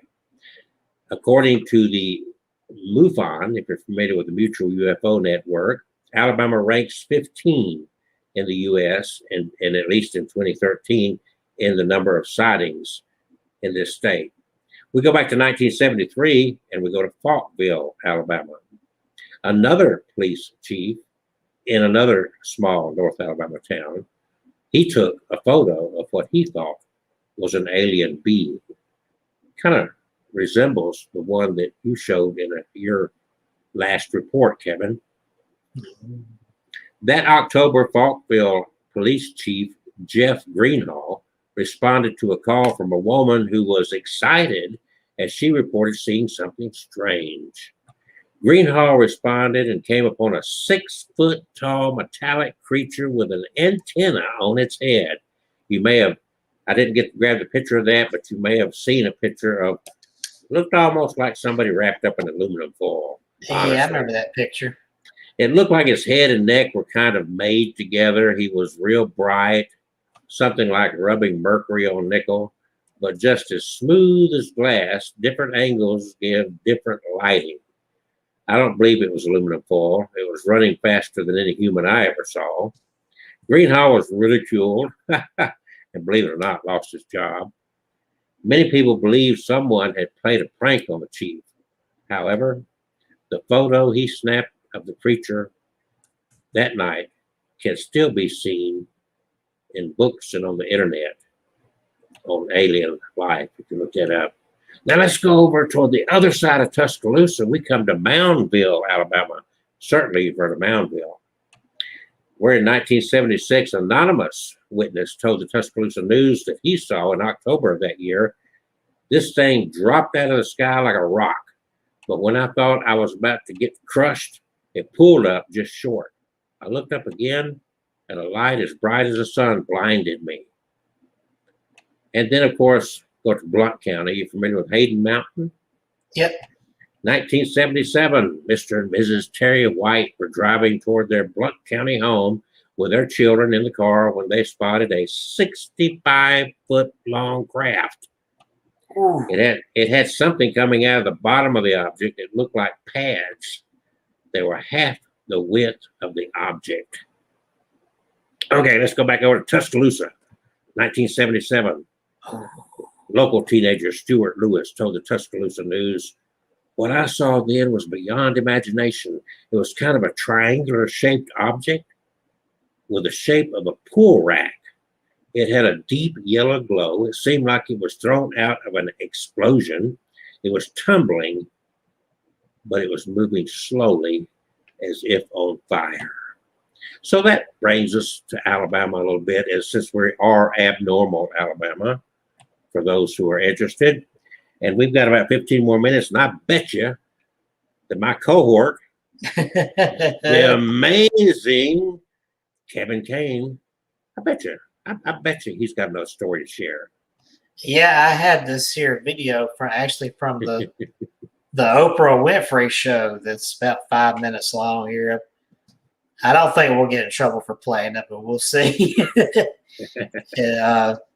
Since we're just playing a little clip, and this is not a YouTube-owned thing, so let me... we don't want to violate any copyright issues here. Let me share... We've had our videos totally taken off because we streamed. It's like, okay, come on. We shared something that was on YouTube, and YouTube kicked us off for sharing something on YouTube that was on YouTube. That's okay, whatever. All right, here it is right here. We're talking today with Harvard University psychiatrist John Mack, who studied the cases of about 100 people, at least, who claim that they've been abducted by aliens. One of Dr. Mack's patients, Randy, here says his abduction occurred while he was awake.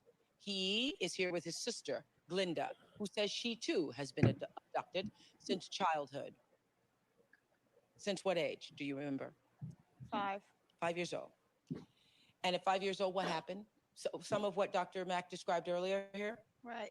I had I consciously remembered my experience when I was 5, but I had bits of it that were missing. And what I remember is that through my wall came some beings around my bed, and I ran between them and ran out of the room into my mother's room to hide from them.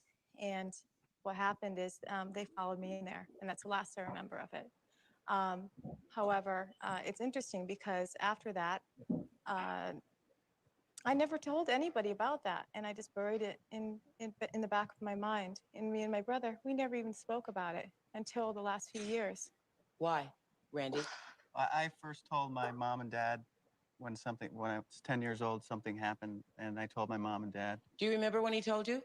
You're Randy's mom. What did he tell you? Stand up, please.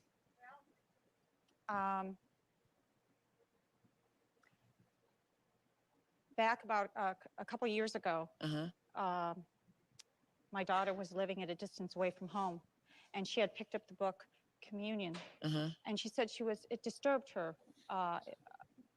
So I tried to get a connection. Which daughter, Glinda? Glindy. And so I read the book, and my son happened to walk in for dinner, and my husband and I were both there, and I said, "Geez, this is so stirring." And he said, "Well, don't you remember when I was 10 years old?"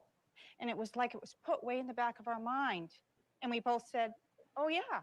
And we remember him coming up to our room and saying there was a spaceship outside, and there were little guys around his bed, and they put the dog to sleep, which sounds bizarre. Now, a little bit more than bizarre, yeah. Yeah. But so my husband went outside. So when he told you at 10, you said, "Yeah, right, honey"? No, my husband went outside thinking it was probably an intruder. I settled, there wasn't an intruder, so we found. I settled him down for sleep, and we never thought another thing about it. Until there was or was not an intruder? I didn't hear you say. There was not an intruder. We were aware of. So you told him that. So I'm sure it's in his imagination. I don't even remember telling him that. What do you remember, Randy? That's pretty much it. But I mean, I ran up to their room completely terrified because they had put me out for a little over an hour, and when I came to, I ran out. First thing was I didn't know if I was going to get upstairs where my mom and dad's room where it was. I mean, it was that kind of fear, and yeah,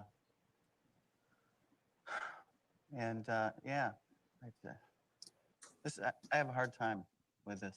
Why? Because I don't want to believe it. I really don't. Why? Because I'm thinking Because I wouldn't mind it happening to me. But Well, yeah, that's what everybody If it says. happens to you, if it happens That's to you, what you feel everybody different. says. But it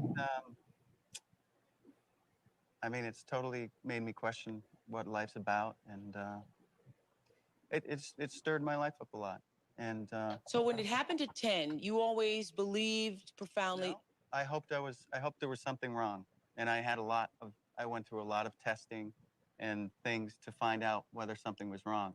So that was the first time it happened. First Times time. again, yeah. Yeah. They didn't find anything wrong. Yeah. And Um, so And then it was 1990 when they came again, and I was probably conscious for 5 seconds before they put me out. so you were awake. Yeah. And what happened? They came in. I don't know where they came from. I mean, they were there so fast. Where were you? I was just laying down on my bed. I just came down to my bedroom. I just laid down, and it was instantaneous. They were just there. And wow, it. I just went into shock. I thought I was going to die. My life flashed before my eyes. And I remembered all the times that they had been there before to get me, and then they put me out, and I just remember bits and pieces of what occurred after that point, very fragmented. But what blows my mind is meeting other people that it's happened to. That's what blows my mind, because I talk to them, and they know what I'm talking about. They're describing the same things, and it just blows my mind. I wish this was not happening, but I am getting so much. What do you call it? Evidence from talking to other people that this is not uncommon, and this is.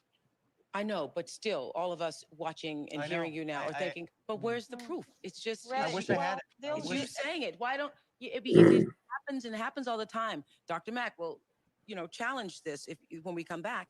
Why not take a picture of them? Why not bring? I've tried. I'm pretty good with electronics, and I tried with cameras, motion sensor cameras, video cameras, everything. So that was bizarre.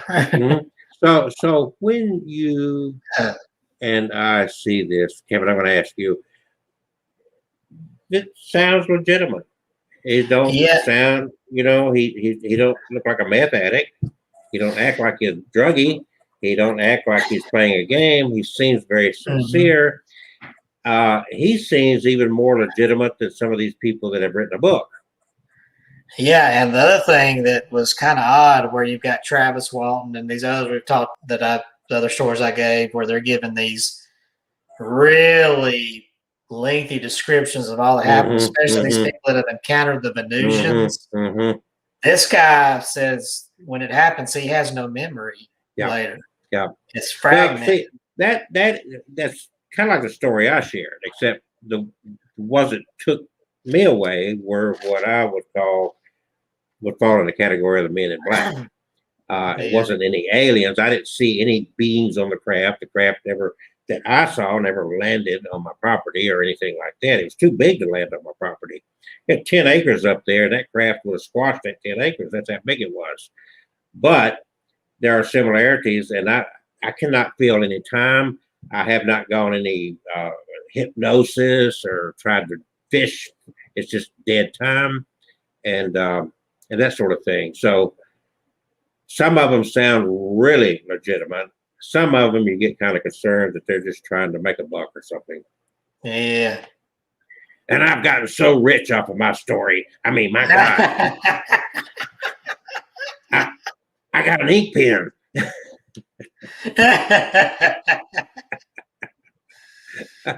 So do you believe the first one, Betty and Barney Hill? What do you think of them? You think they really They have been through it. It certainly could not have been a comfortable thing for them, especially being an interracial couple, to put themselves on the front line. To me, it's like I think they believed what they said. Okay. Yeah. Whether it was a psychotic whatever, or they were exhausted, like I shared in that story, I don't know. But I will say, in their case, I believe they honestly believe what they told. And as you see there, she didn't die till what, 2004? That was. Yeah. Let me put that picture back up there. Yeah, it was 2000. I thought it was there earlier than that, but yeah, 2004. I thought she died in the 1990s. But yeah, she lived a very long life. Yeah. So anyway, there are some stories that I feel are more legit. The one you just showed on Oprah there, Oprah. Well, and after I met, before, when I thought of Travis Walton, I heard about that movie came out. I saw the movie. I thought I saw probably a load of crap to make money. But when I met him in that convention 10 years ago, and I got that vibe off of him, and he was so damn dead serious. You felt like, I think something really did happen. Was it aliens? I don't know, but something happened to him. He believes what it was. Okay, I'm going to put a twist on something, and no offense to anybody's faith or beliefs, but I know the Bible. You can certainly look at the Bible and you could say it's full of alien stories and abduction stories. Okay, if you choose to interpret it that way. There are strange things in that book, you have to admit. And then what they found, going back and digging things up and whatnot, they found things that resemble spacecraft, writings on cave walls and whatnot that certainly seem to point in that direction. I'm like was said earlier, in the vastness of the universe, the issue is we don't know what's out there. And throughout our existence, we've always felt like we're the center of the world. I mean, the church used to teach and people used to believe that they used to believe that the sun revolved around the earth. Okay. So there's all kinds of things to contend with. And we don't know. I mean, that's just the whole thing. That's why we call it unidentified flying object. We get into the area of abductions, and is it possible? I don't know. I mean, is it parallel universes? We've had this discussion before. I don't have the answers. If I had the answers, I wouldn't be doing this silly show here. I'd be getting a Nobel Peace Prize somewhere.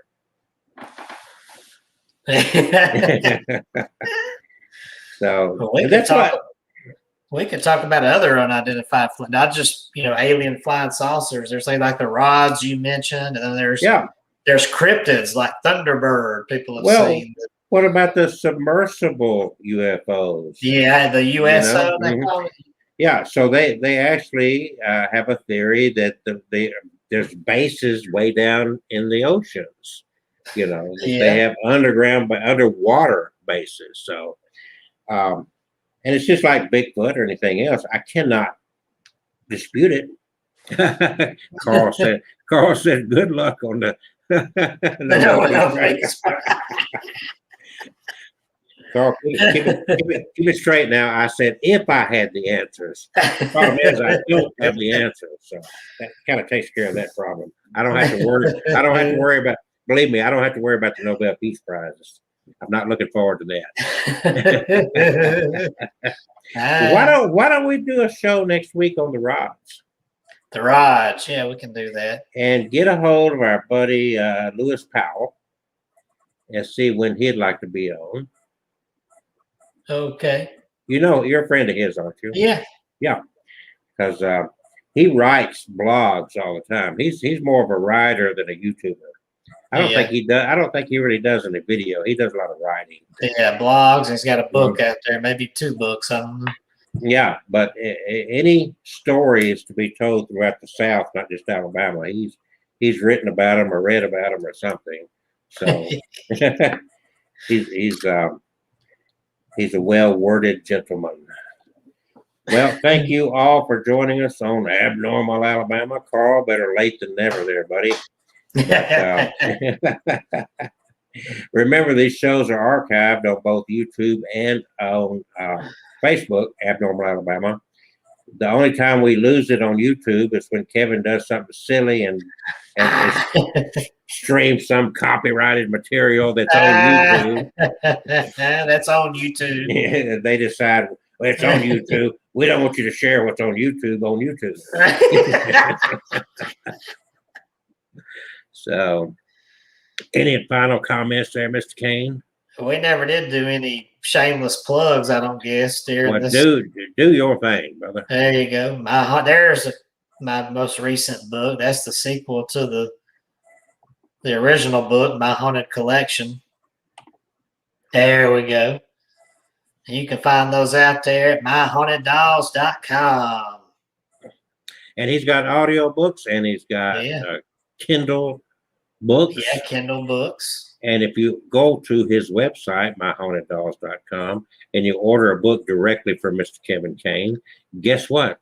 He may autograph it for you. If you include in your order an extra $50 bill, he'll actually send you an 8x10 glossy photograph, personally autographed to you. And if you give him Alabama Ghost book right there. if you send him a $100 bill, he will meet you at the Huddle House in Chelsea and take a selfie with you. And if you want to read about the one book that may interest you for this show, is Dating the Dead at datingthedead.com, and it can be purchased at datingthedead.com, or you can go to Amazon and look for my name. And I've got relationship books and motivational books, and not really any trashy books, but anyway, I'm working on the trash books. So actually, I do have a new book coming up. It's a very lengthy book. It's over 300 pages, and it is a motivational type book in investing in yourself. So remember, without you, you are nothing. Thanks for joining us, guys. You ready to say good night, Kevin? Yeah, good night. Good night, Kevin. Peace and love.